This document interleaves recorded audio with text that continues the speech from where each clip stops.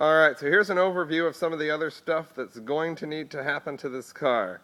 We'll actually take care of this later on a different day, but the wiring harness needs to come out so that they can be blended between this harness and the old car.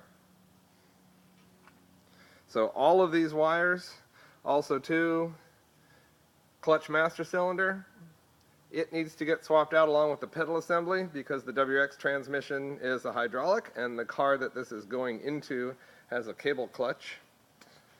So the whole engine wiring harness assembly all the way down, all of this stuff needs to come out of the car. Also too, the dashboard's going to need to come out. Most of the wiring harness that we need to deal with is behind there. ECU is underneath the floorboard on that side. We will take that out. We're actually even going to swap, since this car has a short throw shifter and the other one doesn't, we'll swap the shifter assembly. Pat's been busy taking the struts loose at the top because we're going to pull the entire rear end assembly out just like we did with the front half. And one other note, as you're pulling the wiring harness, all of this stuff needs to come out. So that means you need to get the wiring all the way back into the trunk so that we can run the fuel pump.